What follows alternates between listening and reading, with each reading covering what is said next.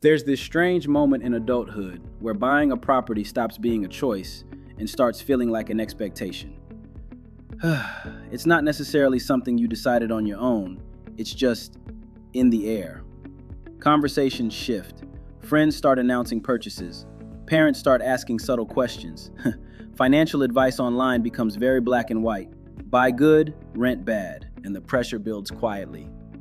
Owning property has become the default definition of doing well. It's positioned as the milestone that proves you're responsible, stable, and financially literate. Renting, on the other hand, is often framed as temporary, transitional, something you're supposed to outgrow. But here's the issue: buying a home is not just a financial decision, it's a lifestyle commitment. And yet, the pressure to buy rarely includes a conversation about lifestyle. Let's start with renting. Renting often gets a bad reputation because people say you're paying someone else's mortgage. While that can be technically true, renting also offers something that many homeowners forget about: flexibility.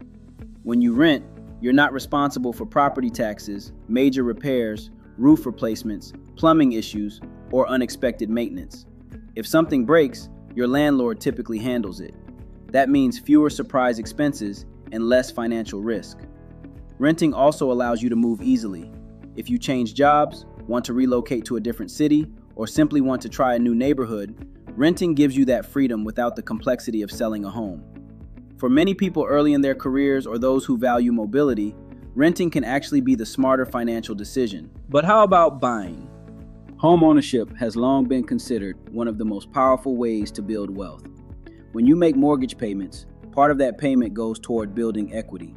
Over time, that equity can grow as you pay down the loan and as the property potentially increases in value. Owning a home also provides stability.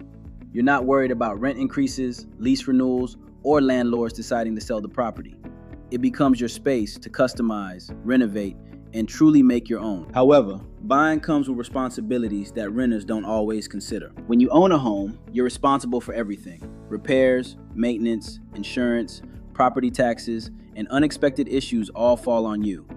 A broken HVAC system, a leaking roof, or foundation repairs can cost thousands of dollars. That's why financial preparation is so important before purchasing a home.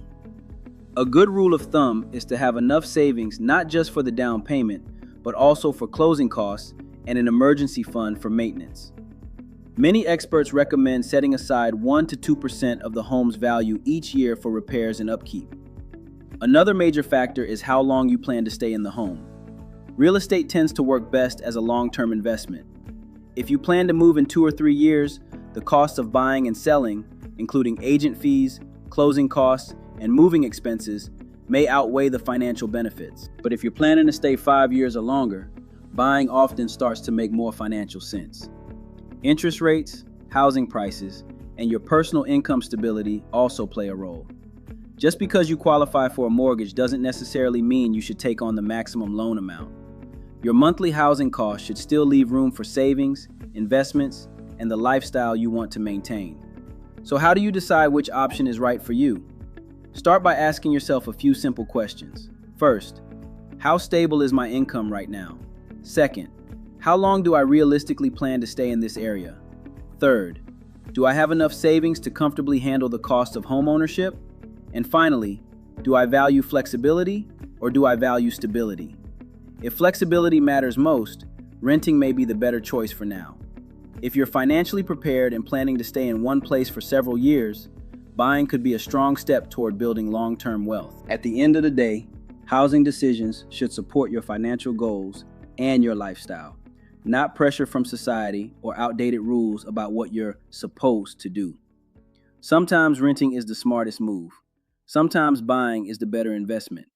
The key is making the decision that fits your situation today while positioning yourself for the future you want.